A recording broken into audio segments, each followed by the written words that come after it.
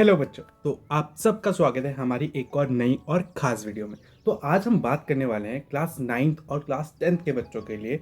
ठीक है, इस वीडियो में मैं आपको कुछ इंपॉर्टेंट बुक्स के बारे में बताऊंगा जो आपके क्लास 9th और 10th में बहुत ज़्यादा काम आने वाली है। ठीक है, तो जल्दी से देख लेते हैं ये कौन कौन सी हमारी इंपॉर्टेंट बुक्स हैं या सीक्रेट बुक्स जिनको जो मैं बोलता हूँ जो आपको 90% से भी ज़्यादा स्कोर करने में हेल्प मिलेगी। तो ज़्यादा टाइम ना वेस्ट करते हुए जल्दी से चलते हैं हमारी वीडियो में। ठीक है, बात करते हैं हम क्लास 9 की इंपॉर्टेंट बुक्स के बारे में। ठीक है, इंपॉर्टेंट बुक्स को जानने से पहले मैं आपसे एक कोट शेयर करूंगा। वो कोट क्या है? वो कि a sword is only as good as the person who is wielding its. इसका मतलब क्या है कि एक तलवार उतनी ही अच्छी है, एक तलवार उतनी ही अच्छी है जितना उसको पकड़ने वाला। ठीक है, तो समझ गए, एक बुक आपके लिए तभी बेनिफिशियल होगी जब आप उसको सही तरीके से यूज़ करेंगे।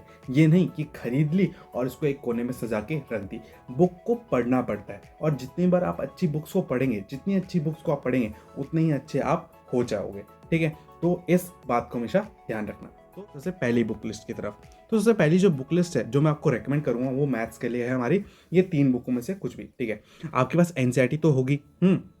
एनसीईआरटी तो आपके स्कूल में भी होती है ना।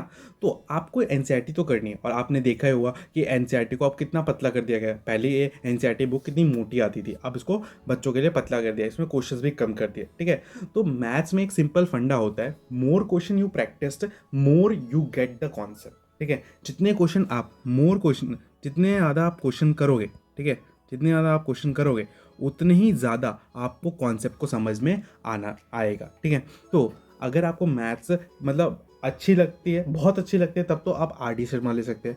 बट आपको ऐसा मैथ्स सीखनी है, कॉन्सेप्ट्स के लिए ज़्यादा सीखनी है, तो आप आर एस ले सकते हो। ठीक है, तो आर एस जो बुक है वो थोड़ा मीडियम है और जो आर डी बुक है वो थोड़ा एक्सट्रीम है। ठीक है, मतलब दोनों ही बुक सेम है। अगर आपको ज़्यादा मैथ्स पसंद है तो आप आर डी ले सकते हो, नहीं तो आर एस अग्रवाल जो मैथ्स की 9th और 10th दोनों क्लास के लिए अवेलेबल है। ये सारी बुक्स 9th और 10th दोनों के लिए अवेलेबल है। ठीक है, पहले मैं आपको 9th के लिए बता रहा हूँ, फिर आपको मैं 10th के लिए बताऊँ।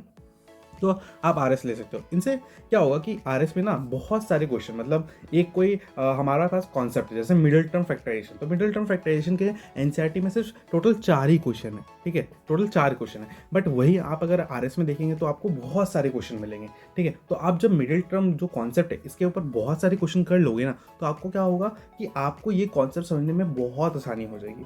ठीक है, तो ये हो गई हमारी मैथ्स की बात। आप चलते हैं साइंस के ऊपर। ठीक है, तो साइंस के लिए देखिए, साइंस के लिए हमारी कौन कौन सी बुक्स है? साइंस के लिए एक बुक तो हमारी एनसीईआरटी रहेगी। ठीक है, एनसीईआरटी आप सबके पास भी होगी, स्कूलों में एनसीईआरटी करवाते हैं, है ना।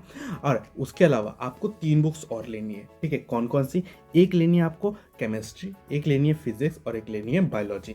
तो अब इनके राइटर्स कौन है? राइटर्स इनका एस चंद या लखमीर सिंह। ठीक है, ये दोनों ही किसी भी राइटर्स की आप बुक ले सकते हो। ये आपको हार्डली 1500 में तीनों बुक्स मिल जाएंगी। ठीक है, अगर ऑनलाइन देखेंगे तो और भी सस्ता मिल सकता है। ठीक है, इन बुक्स में क्या है, देखो जो साइंस की एनसीईआरटी है ना, उसमें क्या देखिए बहुत सारे टॉपिक्स को कंप्रेस करके बहुत छोटा छोटा, मतलब एक चैप्टर 5-10 पेज में खत्म हो जाता है। ठीक है, वहीं पे यहाँ पे क्या कर रखा है, हर एक सेक्शन में साइंस में 3 सेक्शन होते हैं, केमिस्ट्री, बायोलॉजी और फिजिक्स। तो इनमें 3 अलग अलग पोस्ट कर दीजिए और एक एक चैप्टर आपका 30 से 50 पेज, उससे भी ज़्यादा पेजेस का हो सकता है। इसमें क्या देखा है आपका, इसमें बहुत सारे क्वेश्चन दे रखे हैं, एक्स्ट्रा क्वेश्चन दे रखे हैं और कॉन्सेप्ट को बहुत अच्छे तरीके से एक्सप्लेन कर रखा है, बहुत सारे एग्जाम्पल्स दे रखे हैं। ठीक है, इससे क्या होगा, आपको जो नॉलेज होगी ना वो एक्स्ट्रा मिलेगी। ठीक है, एनसीईआरटी में बच्चों को क्या होता है, कॉम्प्रीहेंड करने में बहुत मुश्किल होती है, मतलब कॉम्प्रीहेंड करना मतलब उसको समझने में थोड़ा मुश्किल होती है। बट जो ये बुक्स है फिजिक्स, केमिस्ट्री और बायोलॉजी की, इनमें क्या हो गया, आपको बहुत ज़्यादा आसानी से समझ में आएगा, और क्योंकि उनमें एग्जाम्पल इतने प्यारे प्यारे से दे रखे होते हैं और साथ में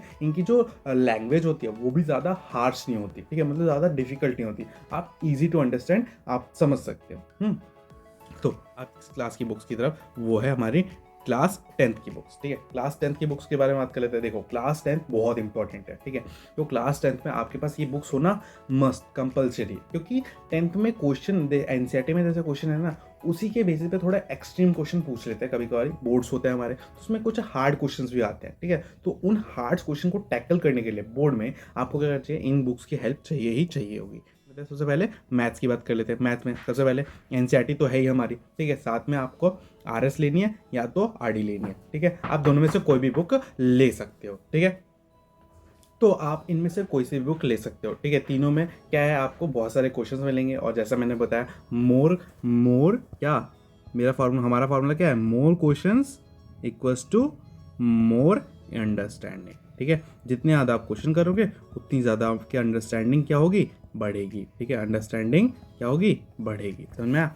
तो जितना आप क्वेश्चन करोगे उतनी ज़्यादा आपकी अंडरस्टैंडिंग बढ़ेगी। तो उसके लिए आप इन तीनों बुक में से कोई से भी आप ले सकते हो, ठीक है। मतलब एनसीईआरटी तो आप कर ही रहे होगे, ठीक है। आरएस और आरडी, ठीक है। आप बोलोगे भैया इनके सॉल्यूशन हमें अगर कोई क्वेश्चन नहीं आएगा, तो देखो आप इनके क्वेश्चन यूट्यूब पे आजकल आपको हर चीज़ मिल सकती है, ठीक है। तो यूट्यूब पे मिल जाएगी। अगर आपको पर्सनली समझना तो आपके जो होम ट्यूशन वाले होते हैं या जो ट्यूशन आपके पास जब आप जिन कोचिंग सेंटर में जाते हो, तो उनसे आप अगर बोलोगे तो वो आपको इन बुक में से क्वेश्चन करवा देंगे, ठीक है। इन बुक से क्वेश्चन करवा, इनमें ना प्रीवियस से क्वेश्चन भी दिया जाता है। और सीबीएसई जाना ही जाता है मोस्ट फ्रीक्वेंटली रिपीटेड क्वेश्चन पूछने के लिए, ठीक है। वो क्या करता है, हमेशा रिपीटेड क्वेश्चन पूछता है। तो आपको इन बुक्स में रिपीटेड क्वेश्चन भी दिए जाएंगे, उनके आंसर भी दिए जाएंगे, और आपको वैसे ही और क्वेश्चन भी दिए जाएंगे ताकि आप ज़्यादा से ज़्यादा प्रैक्टिस कर सको, ठीक है। अब बात करते हैं साइंस के लिए हम क्या देखते हैं। साइंस के लिए फिर से एनसीईआरटी की जो बुक है 10th क्लास की, वो तो आपको रखनी है, ठीक है। फिर केमिस्ट्री, फिजिक्स और बायो, फिर से ये कौन सी, एस चंद की ले लो या लखमीर सिंह, ये दोनों एक ही है, दोनों एक ही बुक बनाते हैं। तो इन दोनों में से किसी भी बुक ले लो।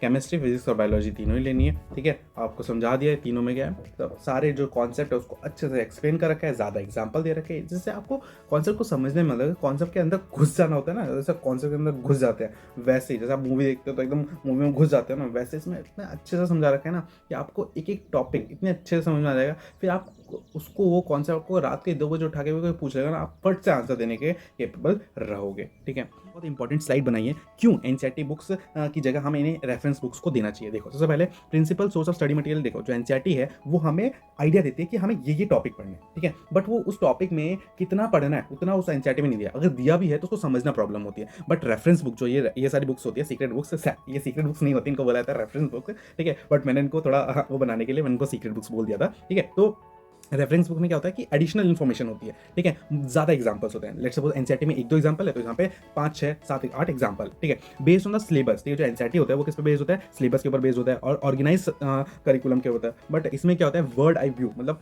हर टॉपिक का इन डेप्थ एनालिसिस दे रखा होता है। हर एक टॉपिक को एकदम, मतलब जैसे कोई टॉपिक है वो एनसीईआरटी में 2 लाइन में दे रखा है, ठीक है। यहाँ पे वही चीज़ 10-12 लाइन में, मतलब एक पूरा पेज लगा के उसको समझाया होगा। तो सोचो कितनी ज़्यादा इन्फॉर्मेशन होगी, ठीक है। इससे ये भी एक डिसएडवांटेज होता है कि इसमें हमें पढ़ना बहुत पड़ता है। बट जब हम ज़्यादा पढ़ते हैं ना तो हमें ज़्यादा नॉलेज मिलती है, तो इससे हमारे लिए ही बेटर होता है, ठीक है। Most often too hard grasp concept, इसमें क्या होता है, एनसीईआरटी में जो हार्ड कॉन्सेप्ट होते हैं ना उनको समझने में थोड़ी प्रॉब्लम होती है, क्योंकि उसमें जो लैंग्वेज लिखी होती है ना वो थोड़ी डिफिकल्ट सी लिखी होती है, ठीक है। तो इनमें थोड़ा समझने में प्रॉब्लम होती है।